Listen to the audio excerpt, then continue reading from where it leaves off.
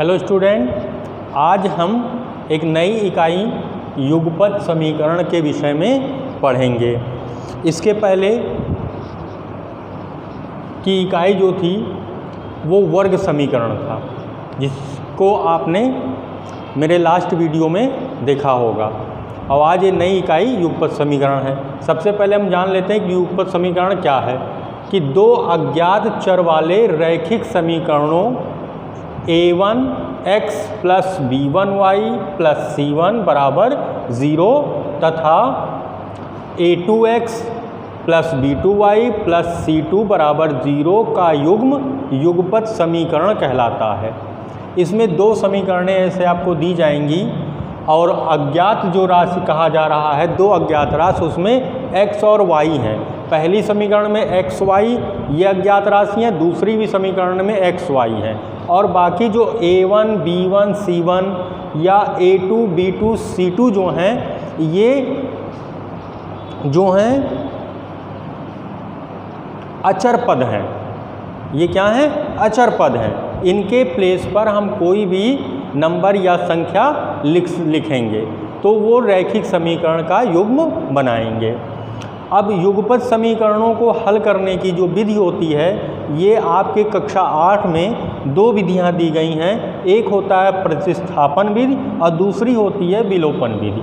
प्रतिस्थापन विधि में किसी भी एक समीकरण से, चाहे आप फर्स्ट समीकरण ले लीजिए या सेकंड समीकरण, इनमें में से किसी भी एक चर राशि का मान निकाल के दूसरी समीकरण में आपको रखना होता है। ठीक है, एक बार फिर से, आप किसी भी समीकरण एक या दो में से किसी भी एक चर का मान निकाल लीजिए, x या y का, जो भी वहाँ पे चर हो, किसी भी एक समीकरण में से किसी भी एक चर का मान निकाल के और दूसरी समीकरण में उसे रखेंगे, वही प्रतिस्थापन विधि कहलाती है। और दूसरी होती विलोपन विधि। विलोपन विधि में आपको x या y किसी एक चर के गुणांकों को बराबर करना होता है और उस बराबर करके उसको विलोप करके, विलोप मतलब उसको हटा देते हैं वहाँ से, तो बाकी जो आपकी चर बचती है उसकी वैल्यू फाइंड हो जाती है। ठीक है, तो आज हम इसके विषय में सबसे पहले तो हम प्रतिस्थापन विधि के विषय में पढ़ेंगे। प्रतिस्थापन विधि कैसे करते हैं। तो ये हम आते हैं प्रतिस्थापन विधि के बारे में जानते हैं। आपको कोई भी दो समीकरण जैसे दी जाए, जैसे आपको x प्लस वाई बराबर 2, ये आपकी पहली समीकरण हो गई। एक आपको यहाँ पे दी जाए x माइनस वाई बराबर 3, ये आपको दूसरी समीकरण दे दी गई है। तो प्रतिस्थापन विधि में से किसी भी एक समीकरण से किसी एक चर का मान आप निकाल लीजिए। जैसे हम समीकरण 1 से, हम समीकरण 1 से लेते हैं। क्या है हमारा? x प्लस वाई बराबर 2। यहाँ पे हम कोई एक मान निकाल लेते हैं, सपोज x का मान निकाल लेते हैं। अगर हम x का मान निकालेंगे तो ये 2 माइनस वाई हो जाएगा। ये हमारा x का मान निकल आया। y आपका बाएं साइड में प्लस में है। जब इसका हम प्रतिस्थापन करेंगे, ट्रांसपोजिशन करते हैं, दूसरी साइड में दाएं तरफ ले जाएंगे तो प्लस की चीज़ माइनस में चली जाती है, तो ये माइनस वाई हो गया। अब इसे आप तीसरी समीकरण भी कह सकते हैं या आप इसे x का मान कह सकते हैं। तो इसे एक चीज़ और बोलते हैं कि x का मान y के पदों में लिखना। आपसे क्वेश्चन ये भी पूछा जाएगा, कोई भी एक समीकरण आपको दे दी जाएगी, आपसे कहा जाएगा कि x का मान y के पदों में लिखिए, तो आप इस तरह लिख सकते हैं x की वैल्यू बाकी आपकी बाईं साइड में, बाकी आपका सब दाएं साइड में, तो ये x का मान y के पदों में हो जाएगा। अब ये तीसरी समीकरण में जो आपका x का मान निकला है, इस x के मान को आप दूसरी समीकरण में लिखेंगे। आपने पहली समीकरण से निकाला है तो दूसरी समीकरण में आप x का मान रख देंगे। तो आइए रखते हैं x बराबर 2 माइनस वाई समीकरण 2 में रखने पर, और समीकरण 2 हमारा है x माइनस वाई बराबर 3। अब यहाँ पे x का मान रखिए जो आपने यहाँ पे निकाला है 2 - y बराबर 3। ये आपका x का मान हो गया, बाकी जो आपका लिखा हुआ था समीकरण में वो लिख दिया। ये हो गया 2 और -1y ये हो जाएगा -2y बराबर 3। ठीक है। अब ये आपका y जो है वो निगेटिव है, इसको पॉजिटिव करने के लिए हम दाएं साइड में ले जाएंगे और 3 जो है उसको हम बाएं साइड में ले आते हैं। तो 2 3 बाएं साइड में आएगा, धनात्मक है ऋणात्मक हो गया, बराबर 2y जो है ऋणात्मक है वो धनात्मक हो जाएगा। तो इस प्रकार आप देखेंगे 2y बराबर, यहाँ पे आप जब घटाएंगे तो 3 आपका वो बड़ा है और वो ऋणात्मक है, तो ऋण का चिन्ह लगेगा, माइनस का चिन्ह लगेगा और 3 में से 2 गया 1। तो y का जब मान निकालेंगे तो -1 और y के गुणे में 2 है तो ये भाग में जाएगा। इस तरह ये y का मान आपका निकल आया। अब y का मान आप समीकरण 3 में रख दीजिए और चाहे 1 में रख दीजिए या 2 में रख दीजिए, आप किसी में रख के भी आप x का मान निकाल सकते हैं। तो यहाँ पे y बराबर -1/2 समीकरण 3 में रखने पर, और समीकरण 3 जो है वो आपका जो बना था x बराबर 2 - y, तो 2 हो गया माइनस और y का भी मान माइनस में है तो इसको ब्रैकेट में लिखेंगे -1/2। 2 और माइनस प्लस हो गया 1/2। इसको जब हम जोड़ देंगे तो 2 दूना 4 + 1 5/2। ये आपका x का मान निकल के आ गया।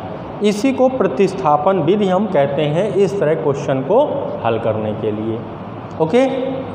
अब दूसरी आपकी विधि आती है विलोपन विधि। ये दूसरी विधि आपकी विलोपन विधि। अब इसको हम सॉल्व करेंगे। इसके लिए आपके पास 2 समीकरण हैं, x - y बराबर 4 पहली समीकरण हो गई, 3x + 2y बराबर 27 दूसरी समीकरण हो गई। अब इसमें जो 2 चर हैं उन चरों के गुणांक दोनों समीकरणों में बराबर करने हैं, चाहे आप x का कर लीजिए या y का कर लीजिए। ओके। आपकी समीकरण 1 और 2 में x, y 2 अज्ञात राशियां हैं जिनका मान हमको ज्ञात करना है। इसमें आप देखेंगे पहली समीकरण में x और y दिए गए हैं सिंगल सिंगल, और दूसरी समीकरण में देखेंगे यहाँ पे 3x है और 2y है। तो इनमें में से किसी भी एक अज्ञात राशि के गुणांक बराबर करने हैं, चाहे आप x के गुणांक बराबर कर लीजिए चाहे y के गुणांक बराबर कर लीजिए। अगर आप x का गुणांक बराबर करेंगे तो यहाँ पे x का गुणांक 1 है, यहाँ पे 3 है, तो इसके लिए आपको समीकरण 1 में 3 से गुणा करना होगा, और जब 3 से गुणा करेंगे तो ये 3x बन जाएगा, ये भी 3 है, वो 3x है। इस तरह आप बराबर कर सकते हैं एक अज्ञात राशि के गुणांक। अगर आप y को बराबर करना चाहते हैं तो y यहाँ पे सिंगल है और दूसरे वाले में यहाँ पे 2y है। ठीक है। तो आपको इनके गुणांक बराबर करने, मतलब 2 यहाँ है तो 2 यहाँ भी करना है, तो इसके लिए आपको समीकरण 1 में 2 से गुणा करना पड़ेगा, तब जाके y के गुणांक बराबर होंगे, y जो आपकी अज्ञात राशि है। तो आप इसके लिए स्वतंत्र हैं, चाहे x के गुणांक बराबर करिए चाहे y के गुणांक बराबर करिए। तो मैं जो है y का गुणांक बराबर करूँगा। इसके लिए हम लिखेंगे समीकरण 1 में 2 से गुणा करने पर, क्योंकि हम y का गुणांक बराबर कर रहे हैं इसलिए y का गुणा जो यहाँ समीकरण 2 में 2 है तो हम इसको भी समीकरण 1 में 2 इसका गुणांक बनाएंगे, इसलिए 2 से गुणा करेंगे। अगर हम x वाले को बराबर करते तो यहाँ पे x का गुणांक 3 है तो हम 3 से लिखते, अगर x वाले गुणांक को हम बराबर कर रहे हैं। तो फिलहाल हमने समीकरण 1 में 2 से गुणा करने पर, तो इसमें हम समीकरण 1 में 2 से गुणा करेंगे और गुणा हम सभी को करते हैं। समीकरण में जितने भी पद होंगे उन सभी पदों को 2 से गुणा करेंगे। पहले तो जब x से करेंगे तो 2x आएगा, माइनस y को किया 2y आया, बराबर फिर 4 को 2 से करेंगे 4 दूना 8। ये आपका समीकरण बन गया, नई समीकरण, या पहली वाली जो है वो नई हो गई है। अब दूसरी यहाँ पे लिख लेंगे हम 3x + 2y बराबर 27। अब इन दोनों समीकरणों में हमें y का विलोपन करना होगा, क्योंकि हमने y का गुणांक बराबर किया इसलिए y का विलोपन करेंगे। विलोपन करने के लिए आपको ध्यान रखना है कि जब हम y के गुणांक बराबर कर रहे हैं और उनको विलोपन करेंगे तो यहाँ पे दोनों के जो चिन्ह हैं समीकरणों में, पहली और दूसरी में, वो चिन्ह विपरीत होने चाहिए।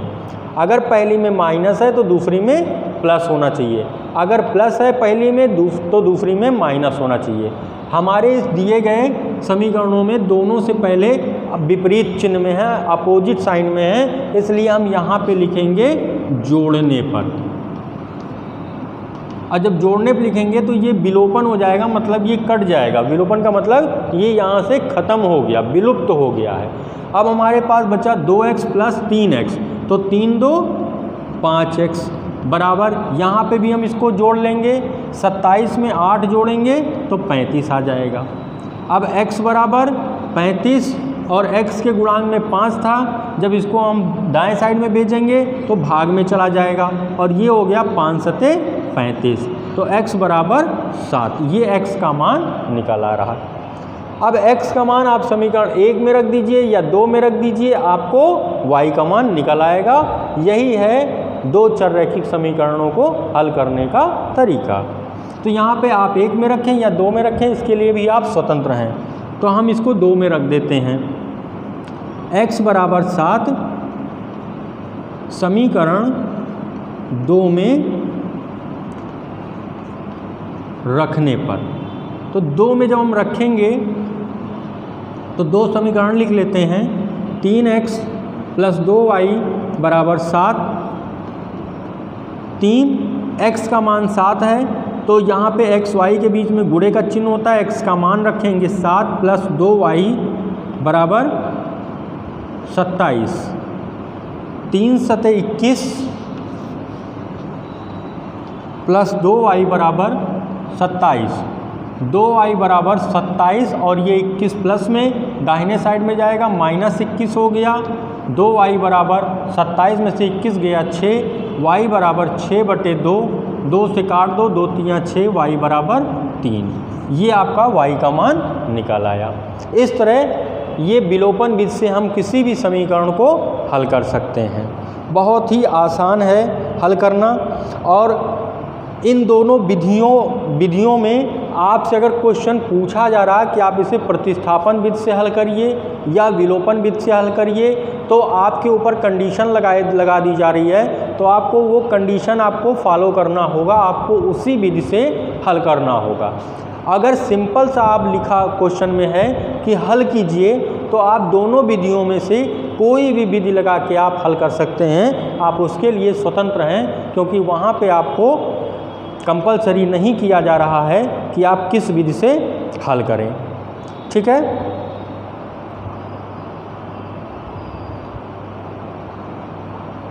और एक क्वेश्चन जो मैं आपको हल करके बता दूं, यहाँ पे एक समीकरण आपकी है, कैसे आप इसको हल करेंगे। और 3x प्लस 2y बराबर 0, ये समीकरण आपकी 1 हो गई। दूसरी आपको दे रखी है 2y प्लस y बराबर 1, ये समीकरण आपकी 2 हो गई है। अब आप इसमें देखेंगे कि पहली समीकरण में x का गुणांक 3 है, दूसरी समीकरण में x का गुणांक 2 है। पहली समीकरण में y का गुणांक 2 है, दूसरी समीकरण में y का गुणांक 1 है। तो आप यहाँ किसी भी एक अज्ञात राशि के गुणांक बराबर कर सकते हैं, चाहे x वाले करिए या y वाले करिए। तो आप क्वेश्चन में देखिए इजी क्या है, हम आसानी से सरलता से किसके गुणांक को बराबर कर सकते हैं, उसे आप कर लीजिए। तो अगर हम इसमें देखें, तो अगर हम x के गुणांक बराबर करना चाहेंगे तो यहाँ पे एक में 3 है, एक में 2 है। इसके लिए हमको इनके अपोजिट गुणांकों से मल्टीप्लाई करना पड़ेगा। मतलब पहली समीकरण में 2 से और दूसरी में 3 से, तो जब इसमें हम 2 से गुणा करेंगे तो 3 दूना 6 बनेगा, और इसमें जब 3 से गुणा करेंगे तो 3 दूना 2 3 6 बन जाएगा, तब जाके ये बराबर होगा। और अगर y के गुणांक बराबर करना चाहें तो यहाँ पे सेकंड में y का गुणांक 1 है और पहले वाले में 2 है, तो केवल 2 से गुणा कर दें तो 2y ये बन जाएगा, 2y पहले से था पहली समीकरण में। तो ये ज़्यादा इजी है, इसलिए हम इसी को फॉलो करेंगे और लिखेंगे समीकरण 2 में 2 से गुणा करने पर, आप इस समीकरण में 2 से गुणा करिए तो समीकरण में कह रहा है, इसलिए हम पूरी समीकरण में 2 से गुणा करेंगे। मतलब 2 में x का गुणा करेंगे, 2x में 2 का गुणा करेंगे तो 2 दूना 4x प्लस 2 में y का गुणा किया 2y बराबर 2 एकन्नम 2। और उसके बाद पहली हम इसी के नीचे लिख लेंगे 3x प्लस 2y बराबर 0। अब आप यहाँ पे देखिए, जिस अज्ञात राशि के गुणांक हमने बराबर किए हैं, मतलब y के गुणांक बराबर किए हैं, उन दोनों के चिन्ह धनात्मक हैं, एक ही चिन्ह है। और जब एक ही चिन्ह होगा तो इनके चिन्ह हमको विपरीत करने पड़ेंगे, तभी वो कटेंगे, वो विलुप्त होंगे। तो इसके लिए जब चिन्ह एक हो जाते हैं तो यहाँ पे लिखते हैं घटाने पर, ठीक है, घटाने पर। और घटाने पर जो समीकरण के जितने भी पद होते हैं, 3 पद ही होंगे, तो तीनों पद के चिन्ह बदल जाते हैं। अगर नीचे वाली समीकरण के चिन्ह बदलने होते हैं, नीचे वाली समीकरण में आप देखेंगे 3x प्लस का है तो माइनस, ये प्लस का है तो माइनस, ये भी प्लस है तो माइनस हो जाएगा। मतलब नीचे वाली समीकरण में अगर चिन्ह जो भी हैं उनके विपरीत चिन्ह आपके लगाए जाते हैं। प्लस होंगे तो माइनस लगा देंगे, माइनस होंगे तो प्लस लगा देंगे, और फिर उसी चिन्ह को फॉलो करेंगे। तो आप देखेंगे कि इस समीकरण में प्लस 2y है और इस समीकरण में माइनस 2y है, तो ये दोनों विलुप्त हो गए, कट गए। और फिर यहाँ पे 4x और फिर इस चिन्ह को फॉलो करेंगे माइनस 3x, तो 4x में से 3x जाएगा तो 1x बचेगा, मतलब x। 1x का मतलब x, 1x बराबर 2, और यहाँ पे माइनस 0 है तो 2 में से 0 गया तो 2 बचा। तो इस तरह हमारा जो x का मान निकला वो x बराबर 2 आ गया। अब इस x का मान आप समीकरण 1 में रख दीजिए या 2 में रख दीजिए, आपको दूसरी अज्ञात राशि y का मान पता चल जाएगा। तो आप 1 में रख दीजिए, इसमें मैंने 2 में रखा था, आप इसमें 1 में रख के दिखा देते हैं। x बराबर 2 समीकरण 1 में रखने पर, और समीकरण 1 हमारी है 3x प्लस 2y बराबर 0। तो 3 फिर गुणे x का मान 2 निकल के आया, 2 लिखेंगे प्लस 2y बराबर 0। 2 3 6 प्लस 2y बराबर 0। 2y बराबर 6, इधर प्लस में उधर गया माइनस में तो 0 माइनस 6। 2y बराबर माइनस 6, y बराबर माइनस 6 बटे 2, 2 3 6, y बराबर माइनस 3। इस तरह y का भी मान निकल के आ गया आपको। तो x का मान और y का मान, यही दो अज्ञात राशियाँ थी जो निकाली जा चुकी हैं। अब इन दोनों राशियों से आप ये भी चेक कर सकते हैं कि हमारा ये समीकरणों का हल जो है सही है या नहीं सही है। आप इसे जांच भी सकते हैं, और जांचने के लिए किसी भी एक समीकरण में, पहले या दूसरे में जो आपने मान निकाला है वो मान इसमें रखेंगे और हल करेंगे तो दाहिना साइड आपको मिल जाएगा। एक मैं आपको ऐसे ही करके दिखा देता हूँ। यहाँ पे समीकरण क्वेश्चन नंबर ये 2 में x का मान 2 है, y का मान -3 है। हम 2 में रख रहे हैं, समीकरण 2 में 2x प्लस y, ये आपका दाहिना साइड है, वो बायां साइड है बराबर 1। अब हम जब इसमें x और y के मान रखेंगे तो आपका दाहिना पक्ष आ जाएगा 1 आ जाएगा। तो आप इसमें रख के देख सकते हैं 2 गुणे x का मान 2 है और प्लस y का मान -3 है, तो इसे -3 लिख देंगे ब्रैकेट में। इसको आप हल करिए तो 2 दूना 4 प्लस माइनस माइनस और 3, 4 में से 3 गया 1 आया, ये 1 इसके दाहिने साइड के बराबर होगा। तो आप इसको जब करके देख लेंगे चेक करके तो आपको पता चल जाएगा कि जो मैंने क्वेश्चन हल किया है वो आंसर सही निकला है या नहीं निकला है।